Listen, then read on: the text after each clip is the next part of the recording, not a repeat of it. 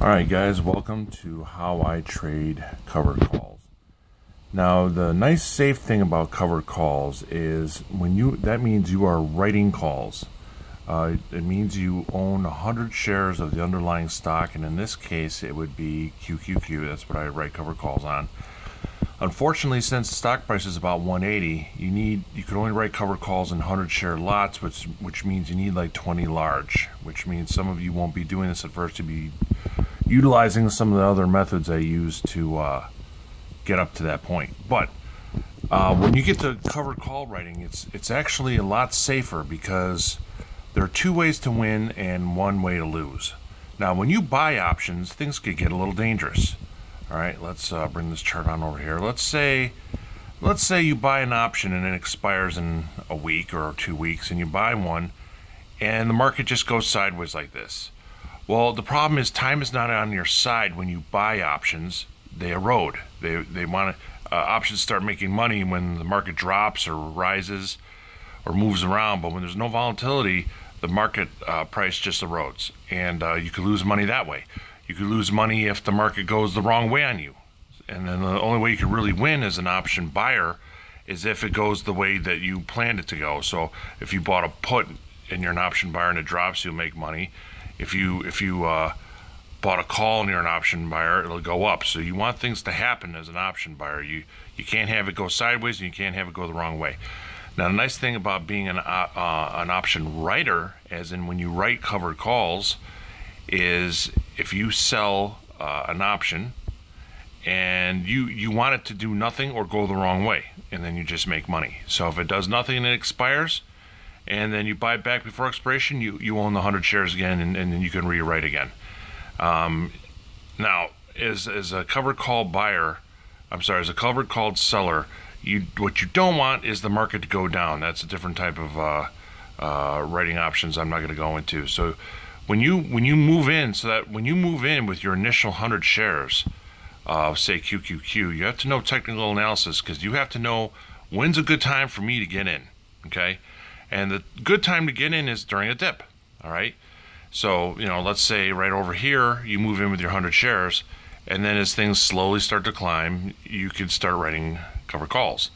And when you write a covered call, now, option prices surge when there's a climb up. All right. Call prices. So that's a good time to write. So you'll get a lot of money. And then when the stock or the index fund drops, the price of the option is going to deflate. So here maybe the option is at $2, and suddenly here it's at like 60 cents because it deflated. Everyone's like, oh, and it's going back down, and it's a call option. At that point, you don't have to wait till expiration. You could just buy it back. So if you buy it back, you're free to write again. And then a couple days later, all of a sudden it jumps back up to $2.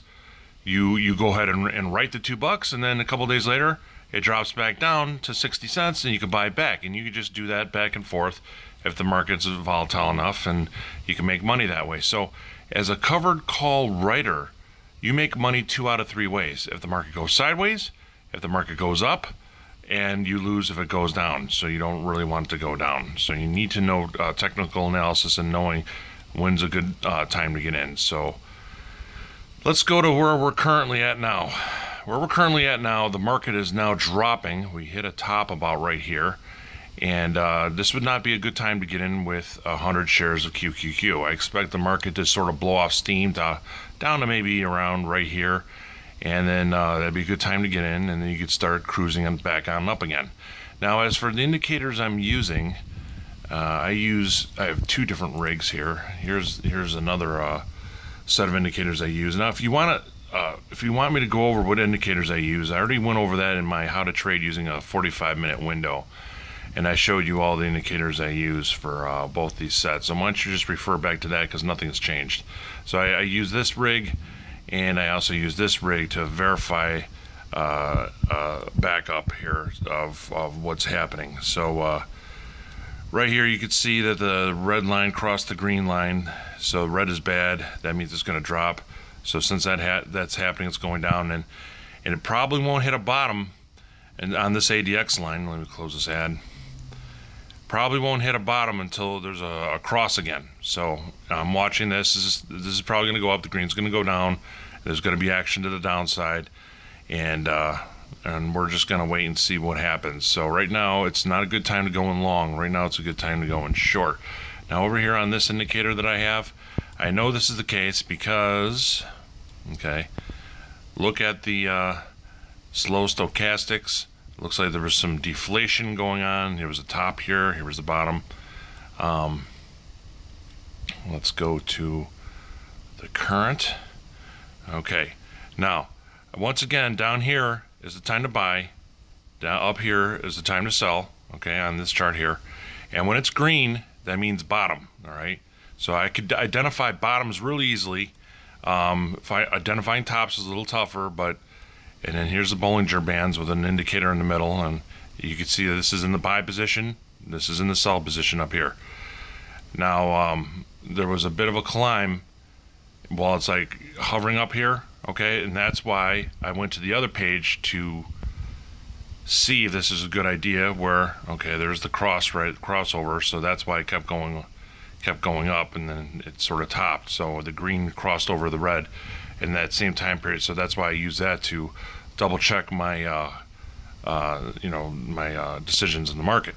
So right here, looks like the green's starting to show up, but I'm still not going to touch it yet because the other page says the red line's still on top. So I'm going to wait and see how this shakes out, and this is going down. So once again, on the Bollinger Bands, when it breaks the bottom, that's a buy. When it breaks the top, that's typically a sell.